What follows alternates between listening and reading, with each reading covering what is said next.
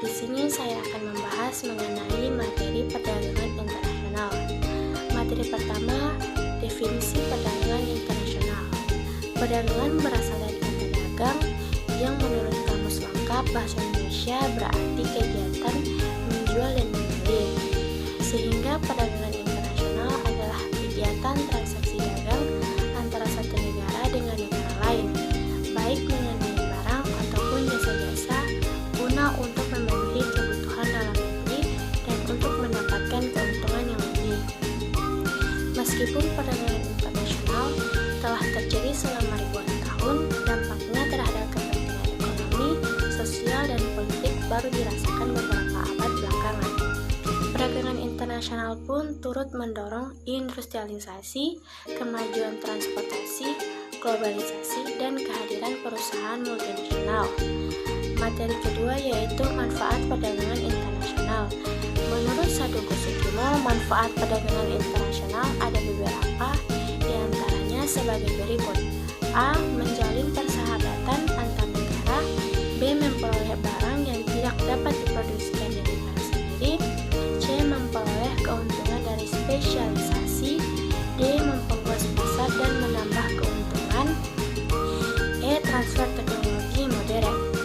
Materi ketiga selanjutnya yaitu faktor pendorong dan penghambat perdagangan internasional. Faktor pendorong perdagangan internasional pun ada beberapa, diantaranya A. Kebutuhan negara dan masyarakat. B. Perbedaan sumber daya alam. C. Meningkatkan kualitas sumber daya manusia atau SDM. D. Meningkatkan pendapatan negara. E. Perluas target pasar. F. Perbedaan iklim. G. Perbedaan selera. H. Transportasi antar negara. I. Mencari dukungan luar negeri. Dan adapun faktor penghambat perdagangan internasional diantaranya ada beberapa. A. Keamanan suatu negara. B. Kebijakan perdagangan internasional dari pemerintah. C. Rendahnya sumber daya alam. D. Pembatasan impor dan penempatan tarif. E. Peraturan politik anti-dumping. F. Mata uang berbeda antara negara. G. Kurs mata uang tidak stabil. H. Proses pembayaran sulit. I. Organisasi regional. J. Peperangan kondisi keamanan negara. Materi selanjutnya yaitu mengenai teori perdagangan internasional. Teori perdagangan internasional adalah teori yang menjelaskan tentang arah dan komposisi terhadap perdagangan antara negara serta bagaimana efeknya tersebut terhadap perekonomian suatu negara. Teori merkantilisme adalah menginginkan peran pemerintah yang seluas-luasnya dalam bidang perekonomian supaya terdapat surplus ekspor di atas impor pada perdagangan luar negeri sehingga dapat terus menumpuk cadangan logam mulia. Teori merkantilisme mempunyai prinsip-prinsip utama, yaitu diantaranya sebagai berikut. A. Membatasi impor dan meningkatkan ekspor. B. Mengusahakan neraca perdagangan aktif. C. Memperluas daerah jajahan. D. Monopoli perdagangan. E. Mencari logam mulia sebanyak-banyaknya. Selanjutnya yaitu ada teori dari kaum klasik. Asumsi yang diajukan kaum klasik diantaranya ada beberapa. A. Yang diperdagangkan dua barang dan yang berdagangkan dua negara. B. Ongkos produksi dianggap tetap. C. Ongkos transportasi diabaikan. D. Tidak ada perubahan teknologi.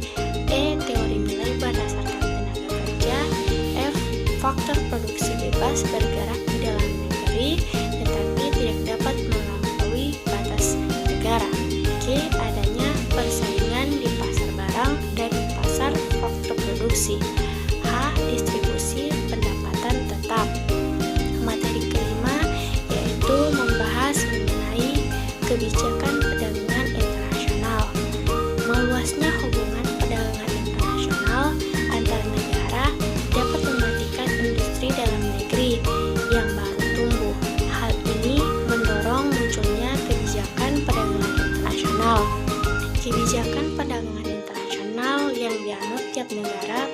berbeda.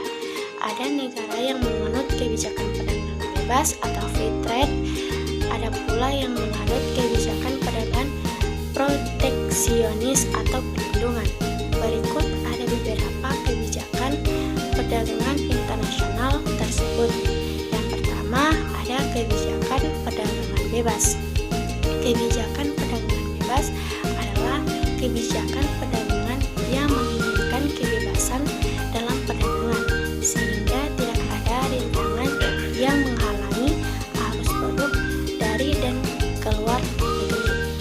Kedua, kebijakan perdagangan proteksionis. Kebijakan perdagangan proteksionis adalah kebijakan perdagangan yang melindungi industri dalam negeri dengan cara membuat berbagai rintangan atau hambatan yang menghalangi arus produk dari dan keluar negeri. Materi selanjutnya terakhir adalah tujuan kebijakan perdagangan internasional. Tujuan kebijakan perdagangan internasional baik negara yang menganut kebijakan perdagangan proteksionis maupun yang menganut kebijakan perdagangan bebas pada umumnya melakukan kebijakan perdagangan internasional dengan tujuan a.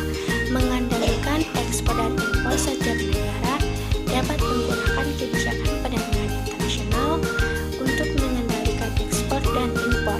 Kebijakan perdagangan bebas berusaha meningkatkan ekspor dengan cara menghapus hambatan perdagangan. Sedangkan kebijakan perdagangan proteksionis berusaha meningkatkan ekspor antara lain dengan cara menurunkan tarif ekspor. B. Meningkatkan pertumbuhan ekonomi. Bagi negara maju, perekonomian akan tumbuh dengan baik bila mana produksi yang melimpah dapat diekspor ke berbagai negara. Sebaliknya, bagi negara berkembang, perekonomian akan tumbuh dengan baik bila negara bisa dilindungi industri dalam negeri, diantaranya dengan cara memperlakukan kuota impor atau batas impor atau bahkan larangan untuk mengimpor barang tertentu. C. Menyehatkan neraca pembayaran. Untuk menghindari defisit atau kekurangan dalam neraca pembayaran, negara dapat menggunakan kebutuhan perdagangan proteksionis sebagai salah satu alat. Caranya yaitu dengan berusaha meningkatkan ekspor dan sekaligus menekan